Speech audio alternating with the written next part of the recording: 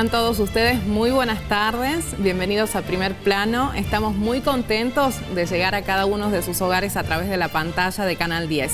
Vanessa, buenas tardes, ¿cómo estás? Hola, Romina, ¿cómo estás? Muy bien, ¿vos? Por supuesto, estar con vos y compartir una nueva edición de Primer Plano. Totalmente, así es, por Canal 10, como cada sábado, y en este caso, un programa de gran importancia para la coyuntura política que estamos viviendo ya camino a las PASO del 12 de septiembre. Y hemos invitado para el programa de hoy a los candidatos o precandidatos de las diferentes listas que se van a presentar en las PASO. En el primer bloque ya está con nosotros el doctor Pablo Schedlin, precandidato a senador nacional por el Frente de Todos en la lista Lealtad Peronista. Bienvenido, doctor, ¿cómo le va? Muy bien, gracias por la invitación. ¿Cómo está, doctor? Por favor. Bueno, doctor, cuénteme sobre sus proyectos. Bueno, la verdad que venimos trabajando desde la Cámara de Diputados hace 4 años con una serie de proyectos que hacen al tema de la salud pública, ¿no? Hemos logrado en estos años sacar la ley, por ejemplo, de vacunas públicas obligatorias y gratuitas, que es una ley que además de establecer estas 3 características básicas del sistema de vacunación argentino, establece que las vacunas deben ser compradas por la nación y distribuidas sin costo a cada una de las provincias, ¿no? La sacamos durante el gobierno de Macri en un momento en donde faltaban vacunas de calendario y el gobierno nacional no las compraba. Después pudimos sacar la ley de prescripción digital, o sea, la posibilidad de hacer las recetas en formato digital. En Argentina no se podía hacer. Hoy esto ya es una realidad en la Argentina gracias a esa ley. Y también la ley de vacunas para compra de COVID, ¿no? Que permitió que hoy los argentinos y argentinas estén vacunados contra COVID.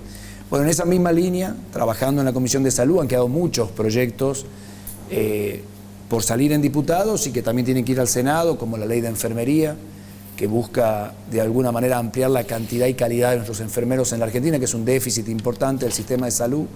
Hay una ley de oncopediatría o de cáncer infantil. Tenemos una ley de resistencia antimicrobiana, una serie de leyes que hacen al sistema de salud que son muy importantes. Y por supuesto discutir en fondo el tema de la reforma sanitaria, ¿no? Que es un tema que quedó, digamos, a partir de la pandemia puesto en escena, digamos, la necesidad de que el sistema de salud de la Argentina, que es un sistema mixto, muy complejo, de alguna manera se interrelacione con más calidad para ser más eficiente, ¿no? Eso en cuanto al tema sanitario, porque fui presidente de la Comisión de Salud de la Cámara estos 2 últimos años. Pero desde el punto de vista del Senado, en el sentido de que el Senado nos permite a las provincias tener una participación mucho más pareja. Recuerden que en el Senado todas las provincias tienen 3 senadores, en cambio en la Cámara de Diputados nosotros somos 9 diputados tucumanos en total, y la Ciudad de Buenos Aires y la Provincia de Buenos Aires entre ambas tienen más de 100.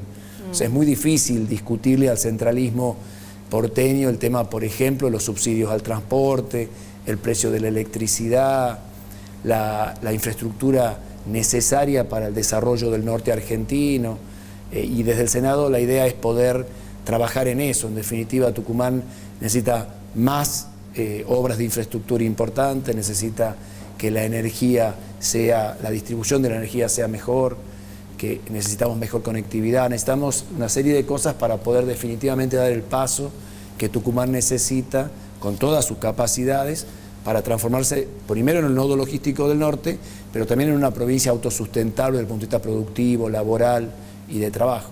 Doctor, justamente uno de los temas que le queremos preguntar es ¿qué haría usted para mejorar la distribución de los subsidios de transporte?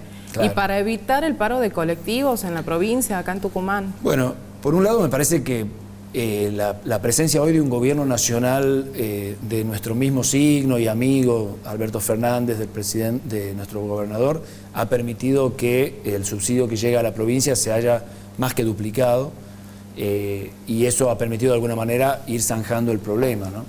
En definitiva, cuando uno ve los subsidios al transporte, el transporte público es una necesidad para todos, digamos, no solamente es un negocio de los empresarios, es una necesidad de toda la sociedad. Nosotros necesitamos ir a trabajar, los chicos necesitan ir a la escuela, sí. Los médicos tienen que ir a los hospitales. Totalmente. El transporte público debe ser una mirada, el Estado debe tener una mirada particular sobre el transporte. Nosotros pagamos el transporte público, el valor del boleto, mucho más que en el AMBA.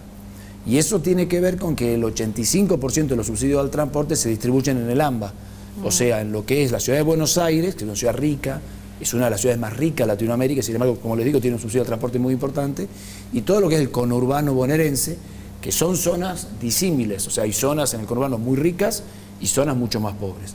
Entonces, ese 85% de subida del transporte definitivamente deja solo para todo el resto de las provincias argentinas un 15%. Eso definitivamente está mal, eso debiera arreglarse y para eso necesitamos dar una discusión en donde las fuerzas sean un poco más parejas, porque insisto, la Cámara de Diputados es un lugar en donde esa pelea era muy difícil de dar, la dimos, pero no tuvimos mucho éxito, ni con el gobierno de Macri, y ahora estamos trabajando mejor con el gobierno de Alberto Fernández. La pandemia obviamente dificultó y demoró esto, pero es un tema a resolver, ¿no? El Estado debe subsidiar el transporte, pero debe subsidiarlo, a mi manera de ver, no desde la oferta, o sea, no desde las empresas, sino de la demanda. O sea, subsidiar a aquellos usuarios que realmente necesitan el subsidio. No por lugar, sino por capacidad de pago. Entonces, subsidiar a los jubilados de la mínima, subsidiar a las personas que cobran un plan social, subsidiar a aquellas personas que tienen un salario mínimo, para dejar justamente que el resto de la población pague un boleto un poco más caro y de esa manera integrar el sistema en un sistema más lógico.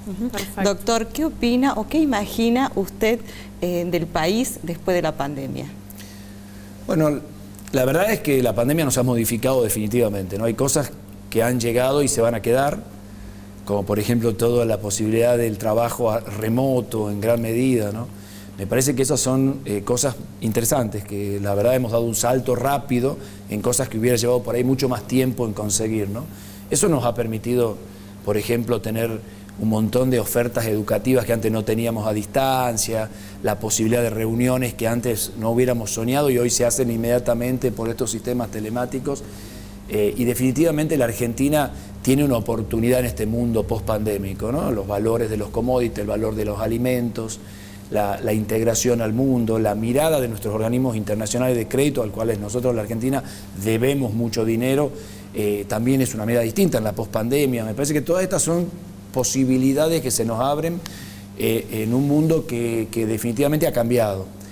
La Argentina necesita empezar a crecer, o sea, el gran desafío de la Argentina es sostener una tasa de crecimiento estable durante los próximos años. No importa quién sea el que gobierne, la Argentina debe sostenerse una tasa de crecimiento estable y sostenible.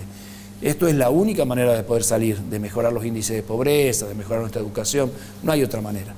En definitiva, para lograr eso necesitamos muchos acuerdos, necesitamos generar los acuerdos suficientes. Yo siempre destaco que las leyes que sacamos en la Cámara de Diputados las sacamos sin mayoría. Nosotros en la Cámara de Diputados no tenemos mayoría, y hemos sacado tanto leyes en el periodo del gobierno de Mauricio Macri como en el gobierno de Alberto Fernández, y lo hemos hecho con el consenso. En definitiva, lo que tenemos que intentar los argentinos es no generar toda una grieta de todo y ponernos de acuerdo en las cosas que más necesitamos, porque si no, es muy difícil que la Argentina logre una tasa de crecimiento estable. Obviamente, para lograr eso, la Argentina, entre otras cosas, tiene que solucionar la enorme deuda que nos dejó el gobierno de Macri, ¿no? Una deuda enorme que hoy con el Fondo Monetario Internacional ronda los 45.000 millones de dólares y que requiere intentar un arreglo como se logró con los acreedores privados, ¿no? Un arreglo que nos dé tiempo a la Argentina para que con la capacidad de crecimiento podamos pagar la deuda y no que hipotequemos la posibilidad de crecimiento por pagar la deuda. Este es el gran desafío. Doctor, por último y en un minuto, ¿cuál es su propuesta para mejorar la cuestión del empleo en el país, para mejorar la salida laboral en Argentina? Bueno, viene un poco de la mano de lo que veníamos charlando, ¿no? O sea, la Argentina no va a tener empleo si no tiene crecimiento económico.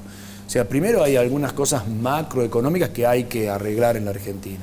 Un tema, sin duda, es la deuda externa, la tenemos que solucionar, como le digo, como se hizo con el sector privado, difiriéndola, dándonos tiempo en el crecimiento, eso es una cosa. Y después tenemos que ver cómo hacemos en la Argentina para, por un lado, disminuir el déficit fiscal, no achicando el gasto público, porque hay que recordar que porque muchas veces cuando uno piensa en bajar el déficit fiscal, se piensa en achicar el gasto público. Siempre yo recuerdo que el 80% del gasto público en la Argentina son sueldos de policías, médicos y maestros. Ese es el 80% del gasto público. Cuando uno dice achicar el gasto público, se está refiriendo a bajar el sueldo o la cantidad de médicos, enfermeros, docentes y policías. Como eso no se puede hacer en un país en donde la educación es pública, gratuita, donde la educación universitaria es gratuita, donde nosotros tenemos a la salud como un derecho, entonces eso no se puede hacer, y donde la seguridad es un problema, lo que tenemos que hacer es ampliar los ingresos del Estado para disminuir el déficit fiscal. Y para ampliar los ingresos del Estado lo que tenemos que hacer es, la economía tiene que crecer. Para eso tenemos que resolver la deuda, tenemos que plantear una deuda a más plazo y tenemos que ampliar nuestra capacidad de exportación y que la exportación sea con valor agregado. Entonces, si nosotros podemos, de cada una de nuestras industrias, de los cítricos, del alcohol, del bioetanol, del azúcar, de la palta, de la frutilla, del arándano, de todos los elementos, de la carne, de los elementos que la Argentina es potente en el mundo para entregar, y podemos agregarle valor, es probable que la balanza comercial empiece a ser cada vez más positiva para nosotros. Ese es el desafío a gran plazo. Nosotros no vamos a tener más empleo joven y todo, si no conseguimos que la economía empiece a crecer. Y para eso, por supuesto que hay algunas características que Tucumán tiene, no es solamente lo agropecuario, porque tenemos también la industria del software, hay un montón de elementos que tenemos como capacidades, los argentinos en general y Tucumán en particular, que dan una expectativa muy positiva de poder, solucionado el tema económico, pasada la pandemia, tener una línea de empleo en mejora. Muchas gracias por venir, doctor. Gracias a ustedes. Hacemos una pausa y enseguida continuamos en Primer Plano. Tenemos más entrevistas a precandidatos en este marco de las elecciones PASO 2021.